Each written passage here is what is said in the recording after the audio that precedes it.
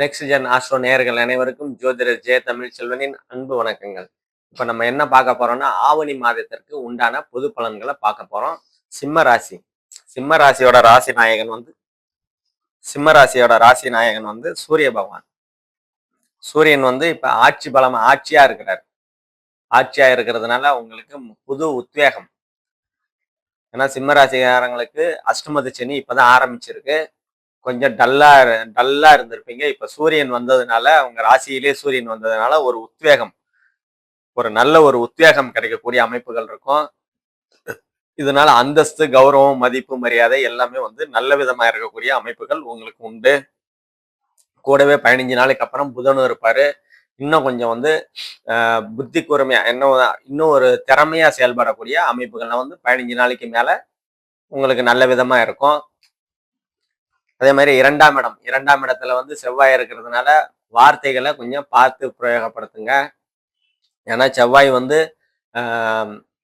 என்ன சொல்றது, வாக்கு ஸ்தானத்துல இருக்கிறதுனால வார்த்தைகள் வந்து கொஞ்சம் கடுமையா வரக்கூடிய சூழல்கள்லாம் இருக்கும். இன்னொன்னு சனி பகவான் வேற 2ஆம் இடத்தை பார்க்கறதுனால அது மேலும் கொஞ்சம் வலுவடைகிற மாதிரி இருக்கும். அதனால வந்து வார்த்தைகளை கொஞ்சம் பார்த்து பிரயோகப்படுத்துறது நல்லது. குடும்பத்துல வந்து கருத்து வேறுபாடுகள்லாம் கொஞ்சம் சிறு சிறு கருத்து வேறுபாடுகள்லாம் இருக்கதான் செய்யும். அதனால நீங்க முதல்ல வார்த்தைகளை வந்து பார்த்து பிரயோகப்படுத்துறது உங்களுக்கு நன்மைகளை கொடுக்கும். அதே மாதிரி மூன்றாம் இடத்துக்கு குருவோட பார்வை இருக்கிறதுனால இளைய சகோதரன் சகோதரிகளால் அனுகூலங்கள், ஆதாயங்கள் அதெல்லாம் வந்து நல்ல விதமா இருக்கும். தம்பி தங்கைகள்னால ஏதாவது பயனுள்ள வகையில சம்பவங்கள் நடக்கும்.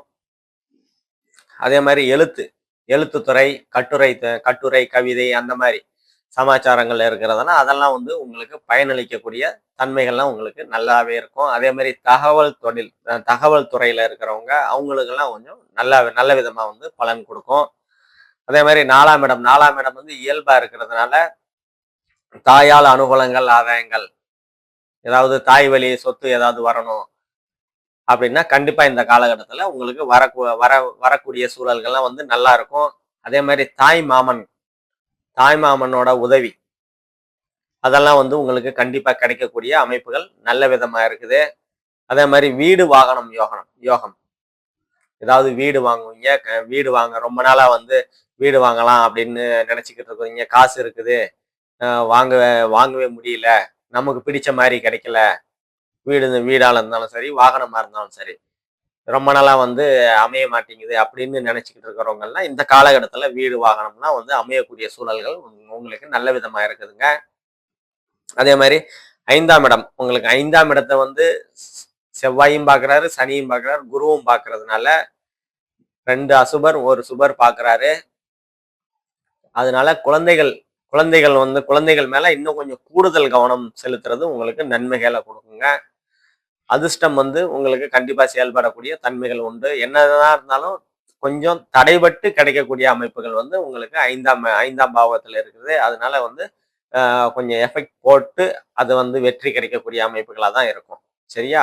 அதே மாதிரி ஆறாம் இடம் வந்து நல்ல விதமா இருக்குதுங்க. ஏன்னா சுக்கிரன் புதன் 2 சுபர்கள் வந்து 6ஆம் இடத்தை பார்க்கறதுனால சுபக்கடன் உண்டாகுங்க. சரியா? சுபக்கடன் உண்டாகும். சிறு சிறு உடல் உபாதைகள் வந்துட்டு விலகக்கூடிய அமைப்புகள் இருக்கும். அதே மாதிரி வீடு வாங்கணும், வாகனம் வாங்கணும்னா ரொம்ப நாளா கேட்டுட்டு இருப்பீங்க. பேங்க்ல கிடைக்கல, கடன் வந்து கிடைக்கல, லோன் கிடைக்கவே இல்லை அப்படின்ற அமைப்புகள்லாம் வந்து கண்டிப்பா இந்த காலகட்டத்துல உங்களுக்கு கடன் கிடைக்கக்கூடிய அமைப்புகள்லாம் இந்த காலகட்டத்துல உங்களுக்கு நல்ல விதமா இருக்கும். அதே மாதிரி 7ஆம் இடத்துல ராகு பகவான் இருக்கிறாரு. கணவன் மனைவி ஸ்தானம், கூட்டு தொழிலாளி ஸ்தானம்னு சொல்லுவோம். ராகு பகவான் இருந்தாலும் அந்த ராகு வந்து தனித்து இருந்தார்னா, குரு பார்வை எதுவும் சுபத்துவம் இல்லாம இருந்தாருன்னா அந்த ராகு வந்து கெடுக்கதான் செய்வாரு. அவர் குரு பார்வையில இருக்கிறதுனால அந்த அளவுக்கு வந்து கெடுக்க மாட்டாரு. நல்ல விதமான பலன்களை தான் கொடுப்பாரு.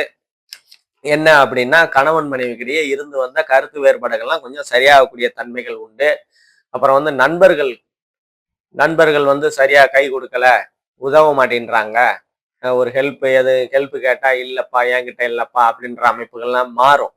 இந்த காலகட்டத்துல நண்பர்கள்லாம் வந்து உதவக்கூடிய அமைப்புகள்லாம் இந்த காலகட்டத்துல உங்களுக்கு கண்டிப்பா உண்டு. அதே மாதிரி 8ஆம் இடத்துல சனி பகவான் இருக்கிறாரு. தடை தாமதங்கள் 8ஆம் இடம் தான் சொல்லுவோம். திடீர் அதிர்ஷ்டம்னு சொல்லுவோம். இப்போ வந்து 8ஆம் இடத்துல சனி பகவான் இருந்து 2ஆம் இடத்தை பார்ப்பாரு. பணம் வரக்கூடிய இடம், தனம், குடும்பம், வாக்குஸ்தானம் சொல்லுவோம். 2ஆம் இடத்தை 8ஆம் இடத்துல இருந்து பார்த்து இதுதான் அஷ்டமத்து சனின்னு சொல்லுவோம். அதனால வந்து பணம் வரவு வந்து கம்மியா இருக்கக்கூடிய சூழல்கள் இருக்கும். வாக்கு வந்து யாருக்கும் கொடுக்காதீங்க. காப்பாற்றக்கூடிய சூழல்கள்லாம் இருக்காது. அதனால எது எடுத்தாலும் தடை தாமதங்கள்லாம் வந்து ஏதாவது ஒரு வேலை அப்படின்னா அந்த வேலை வந்து இந்த காலகட்டத்துல சரியா ஆகாம இருக்கிற தன்மைகள் தான் இந்த காலகட்டத்துல உண்டு. ஒரு 2 வருஷம் வந்து சிம்ம ராசிக்காரங்க கொஞ்சம் பார்த்து செயல்படுங்க. அதே மாதிரி 9ஆம் இடத்துக்கு செவ்வாயோட 8ஆம் பார்வை தான் இருக்குது. அந்த அளவுக்கு ஒன்றும் பெருசா பாதிப்புகள் இருக்காது. இருந்தாலும் செவ்வாய் வந்து நட்பு ரீதியான கிரகம் சிம்ம ராசிக்கு. 9ஆம் இடத்தை பார்க்கறதுனால பாக்கியஸ்தானம், தந்தை ஸ்தானம்னு சொல்லுவோம். தந்தையால் அனுகூலங்கள், ஆதாயங்கள்லாம் வந்து உங்களுக்கு நல்ல விதமாவே கிடைக்குங்க.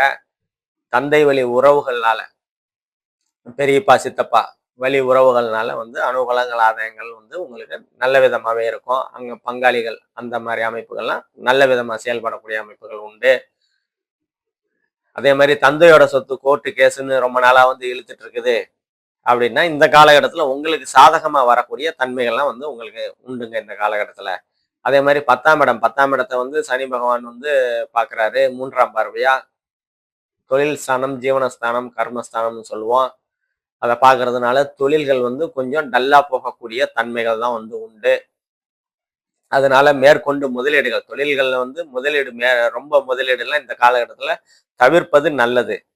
சரியா? அதே மாதிரி 11ஆம் இடத்துல குரு பகவான் இருக்கிறாரு. என்னதான் தொழில் டல்லா போனாலும் உங்களுக்கு வர வேண்டிய லாபங்கள் வந்து கண்டிப்பா வந்து வந்தே தீரும். சரியா?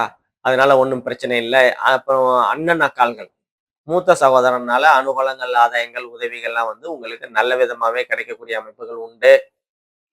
அதே மாதிரி இளையதாரம்னு சொல்லுவோம் 11ஆம் இடத்தை. முதல் திருமணம் வந்து சரியில்லாம இருந்துட்டு மறு திருமணம் வந்து பார்த்துக்கிட்டு இருக்கிறவங்களாம் இந்த காலகட்டத்துல கண்டிப்பா அமையக்கூடிய சூழல்கள் வந்து உங்களுக்கு நல்ல விதமாவே இருக்குது. அதே மாதிரி 12ஆம் இடத்துல சுக்கிரன், புதன் இருக்கிறாருங்க. அதனால ஏற்றுமதி, இறக்குமதி, இப்போ வெளிநாட்டு தொடர்பா ஏற்றுமதி, இறக்குமதி, பிஸ்னஸ் பண்ணிக்கிட்டு இருக்கவங்க, தொழில் பண்ணிட்டு இருக்கிறவங்களுக்குலாம் நல்ல நல்ல ஒரு அமோகமா போகுங்க. ஒன்றும் பிரச்சனை இருக்காது. அதே மாதிரி வெளிநாடு போயிட்டு வரணும் அப்படின்னு நினைச்சுக்கிட்டு இருக்கிறவங்கலாம் இந்த காலகட்டத்துல கண்டிப்பா வெளிநாடு போய் வரக்கூடிய சூழல்கள் வந்து உங்களுக்கு நல்ல விதமா இந்த காலகட்டத்துல அமையும். அதே மாதிரி ஓடிக்கொண்டே சுற்றி கொண்டே இருக்கிற தொழில்கள், ஆட்டோ ஓட்டுறது, லாரி ஓட்டுறது, பஸ்ஸு, அந்த மாதிரி சமாச்சாரங்கள்லாம் வந்து இந்த காலகட்டத்துல வந்து நல்ல விதமா உங்களுக்கு வந்து லாபகரமா வந்து பயன் தரக்கூடிய அமைப்புகள்லாம் வந்து உங்களுக்கு இந்த காலகட்டத்துல இருக்குங்க. அதே மாதிரி பெரியவங்க ஆன்மீக சுற்றுலா மாதிரி போயிட்டு வரணும், தரிசனம் பண்ணிட்டு வரணும் அப்படின்னு நினைச்சுக்கிட்டு இருக்கிறவங்களும் இந்த காலகட்டத்துல வந்து கண்டிப்பா போய் வரக்கூடிய சூழல்கள் வந்து உங்களுக்கு நல்ல விதமாவே இருக்குங்க. நம்ம இப்ப பார்த்தது எல்லாமே பொது பலன் தாங்க. தசாபுக்தி அடிப்படைகள்ல பிறப்பு ஜாதகத்தை வந்து வச்சு தசாபுக்தி அடிப்படைகள்ல நம்ம வந்து துல்லியமான பலன்களை வந்து வேணும்னா நம்ம கீழே நம்ம நம்பருக்கு கான்டாக்ட் பண்ணிக்கோங்க. நன்றி, வணக்கம்.